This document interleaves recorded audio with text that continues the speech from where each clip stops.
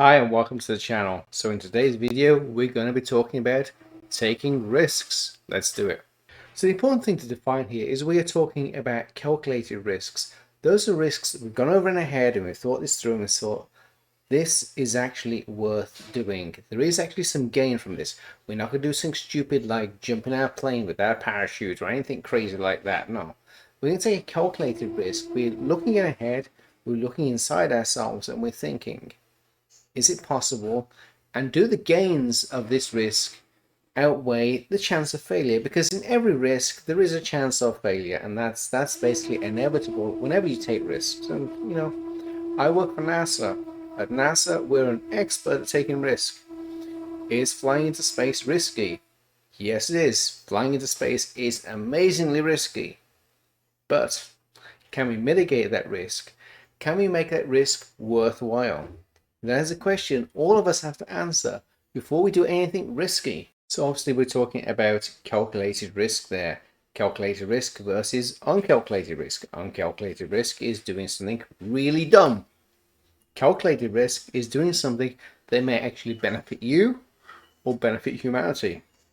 And there is a big difference between being prepared and being ready, and that is what catches a lot of people, and it's caught me in the past as well.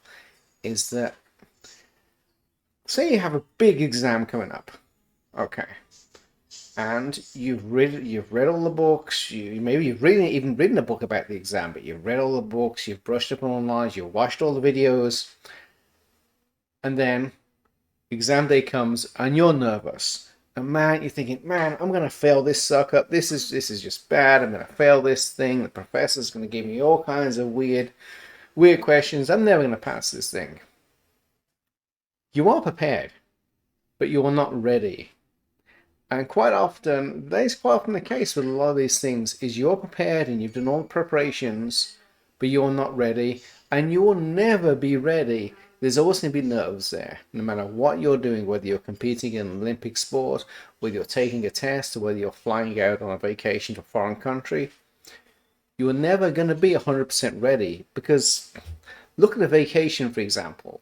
So many things can go wrong with a vacation. I have traveled pretty much all over the world on business, and I can tell you that every single time I travel on business, something has gone wrong. The rental car broke down, flights were delayed, the hotel reservation was messed up. There's always something that can go wrong with travel.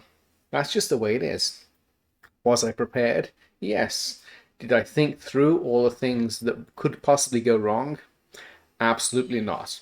Because in a situation like that, where you're traveling to another country, there are so many different factors that can go wrong, from everything from being robbed at gunpoint, which happened to me, to the rental car breaking down, to all these other things. You cannot actually, mitigate all that risk. So what do? You look at the acceptable risk. You say, okay, I know that 90% of these things I can cope with. What about the other 10%? Well, I can't do nothing about that. If there's a bad guy that decides to blow up the plane, then guess what? I can't do nothing about that. That is what we call an accepted risk in the business. I have to say, one of the biggest risks I ever took in my life was coming to this country, coming to the US. As you can tell by the voice, I was not born here. I do not belong here, at least when I first came here. I did not belong here. I became a citizen quite a few years ago. But I came to this country with 2 bags and some clothes, and that was it. And it was hard, and there were a couple of times when I basically lost everything. There were a couple of times when I was probably that close to being homeless a couple of times. And I made it through that by knowing that I had both accepted the risk and also knowing where I wanted to go. Because when you're in a bad situation, this is another good piece of advice, is that when you're in a bad, horrible situation, and you are sometimes you have these situations where you're just going along in life, normal, and then suddenly some Mike Tyson punch comes out of nowhere, and bam, that's it. You get knocked down the mat, and you're getting up wondering, what the hell just happened to me? Excuse my language. What just happened to me? Well, those things happen in life. The only thing you can do is keep going that way. Keep going straight forward. Focus on your goals. Don't look around you, because the situation you're in is very scary. So don't look around you and look around and see what kind of situation you're in. Just take a grasp of the situation, but don't stare too much. Don't look behind you. The past serves no purpose. And basically, the past is going to scare you in a situation like that. The only thing you can do is go straight ahead and focus on your goals. So no matter what those goals are, and no matter what happened to you, whether it was bankruptcy or divorce or getting sued or any of these other crazy things, a car accident, any of these other crazy things that can possibly happen to you, the only way is to move forward. Know your current situation, know you're in a bad place, and keep moving forward. It's almost like being in a haunted house. If you're in a haunted house, what do? You keep moving forward. Whatever you do, don't look behind you. There's a killer clown. Whatever you do, don't look at each wall. No. You keep moving forward until you get the heck out of there. That is one of the fundamentals of life, basically, is to always keep moving forward. As soon as you give up, and you're moving backwards, and you don't want to go that way. So really in life, sometimes you just gotta do it.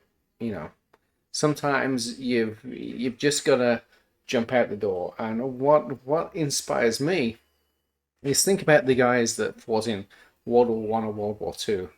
They were given the order to jump out of the trenches and to head into no man's land. They didn't say, "Man, are you kidding me? I'm not going over there to Germany." No, they went. Because sometimes you just have to suck everything up you have and take a risk and go for it. And you have to accept the risk that you may fail. There may be a good chance of failing, but you have to at least try. And that's what I'm trying to get across here, is that with every risk, there is a chance of great reward, but there is also a chance of failure. And you have to assess those risks and make the correct decision. And, once you assess those risks, once you make the correct decision, you make a plan, you stick with that plan, and you move forward. I hope this video has been helpful to you, and there'll be more videos coming. Thank you.